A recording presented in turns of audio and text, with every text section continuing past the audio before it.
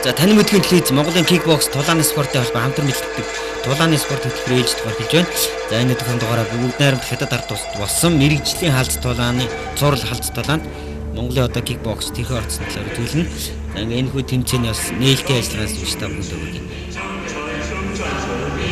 当战神争霸将产生王者，2011紫禁之巅世界武术国际王者争霸赛，英雄无数，战神只有一个，传说无数，传奇只有一个，生死之战谁将成为王者，铸就传奇？答案就在今晚，生死之战谁将泪洒疆场，抱憾终生？答案就在今晚。 今晚，来自世界各地的选手们发誓，就在今晚，就在此刻，2011紫禁之巅世界武术国际王者争霸赛级别冠军，非我莫属。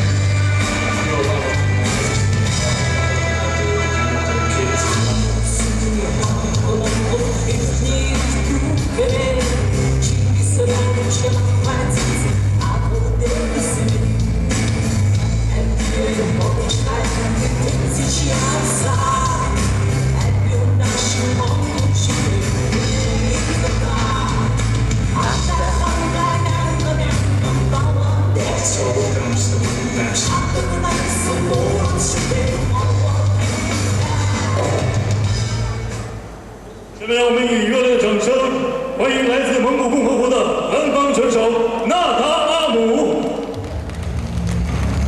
Let's welcome the blue corner, Nada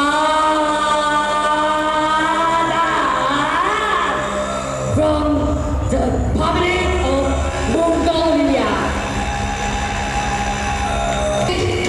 40 wins and the 5 wins by the way of knockouts.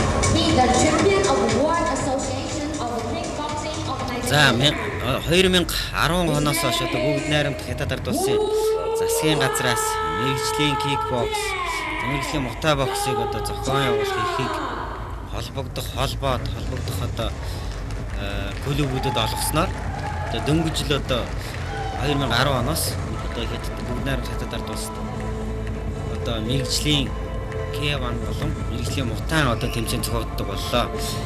За энэ хүү тэмцээнүүдэд одоо анх удаа Монголын залуу тамирчдыг энэ жил одоо урилгаар оролцууллаа.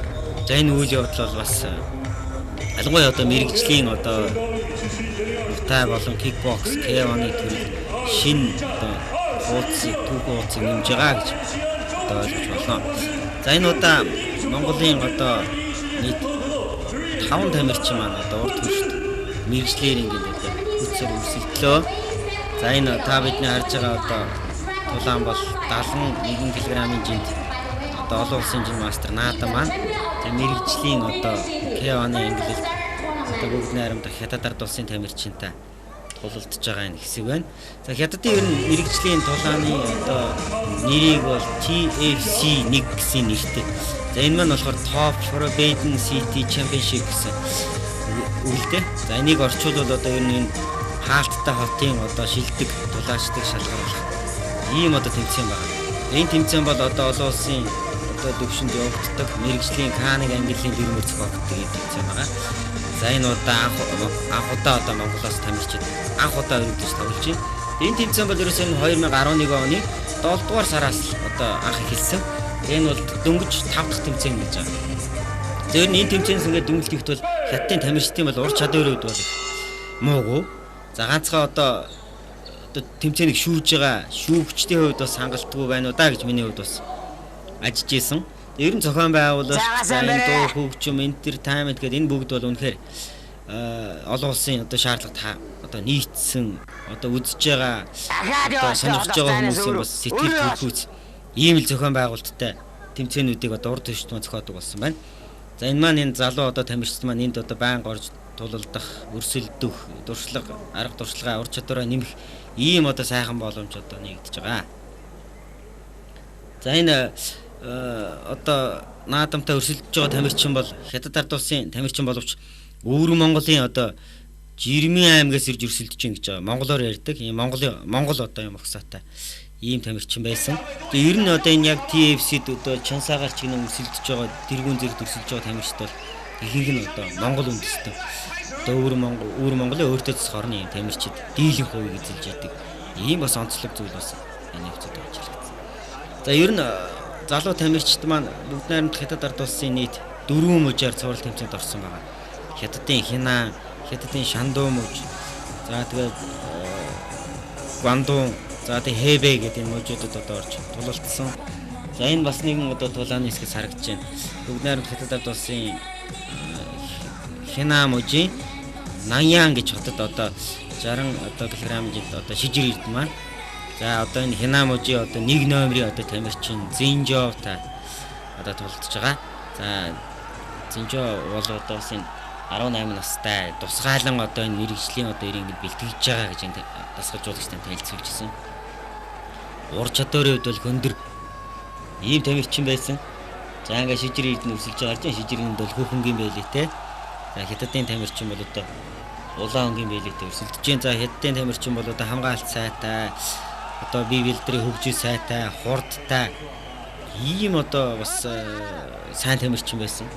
За энэ тулаан бол одоо яг бол Каник гэсэн дөрвийн дагуу явагдсан. За үзэгчдийн бичлэгээс харж байна. За энэ одоо бас ташрамд хэлэхэд энэ хүү цуврал тэмцээнүүдийн бичлэгийг бид нэр өөрсдийнхөө боломжоор хийсэн. За бидний одоогийн боломж бол одоо сонирхчдын камераар одоо л боломжоор бичирсэн бичлэгийг үзүүлж байгаа юм л да. Ер нь яг боломжтой үедээ бол таны мэдхийн телевиз, Монголын кикбокс тулаансавтай хамтраад мэрэгжлийн төвшөнд одоо үзэгчдэд бас нэвтрүүлэг хүргэдэг. Энэ удаа бол бас зөвхөн одоо сонирхчдын хэмжээнд боломжоор бэлтгэж ирсэн нэвтрүүлгээ. За таны мэдхийн телевизийн тусламжтай үзэгч та бүхэнд хүргэж гин. Энийг бас ойлгож үзээсэй гэж хүсэж байна. За нөгөө талаас бас бидний техник боломжийг бас үзэгчд маань ойлгож байгаа. Энэ зүгээр л одоо сонирхчдын камераар мэрэгжлийн биш хүн одоо бичиж таны мэдхийн телевизийн тусламжтай үзэгч та бүхэнд бас сонирхож гаргаж байгаа гэдгийг ойлгож үзэж байгаа хаа. За тэгээд шижир эрдний хөлийн өшгөлт өөр төлөв өшгөл. За тэгээд энэ ядадын тамирчин бол гарын одоо зөвхөлт хүчтэй гэсэн. Ер нь бас нэг тийм мэрэгжлийн бас хүчтэй. За хөлийн одоо өшгөлт гэж юм. За төдийлөн бас нэг тийм хүчтэй биш. Гарын л одоо зөвхөлөөр дамгаас. Ер нь одоо олон ч одоо тамирчид тулалдлаа тамирчид ур чадварын ч гэдэг юм хувьд бол янз бүр. Жишээ нь одоо нэг мужид бол одоо хөл гараараа адилхан тулалддаг тамирчид байхад нэг мужид зөвхөн гараараа одоо тулалддаг одоо тамирчид байх шít. Энэ бол ерөөсөө тэр тухайн клубүүдийн дотоодын зохион байгуулалтаар шалтгаалж байгаа. Ямар клуб ямар одоо арга барилтай тулж чинь тэрнээс одоо шалтгаалж байгаа. Ийм одоо тамирчид байна. За энэ дээр харагдаж байна. За тэгээ энэ одоо тулааныг бол энэ Наньян гэж хотын 15,000 хүний суудалтай спортын цэнгэлдэх зохиосон. Ер нь битүү хүнтэй.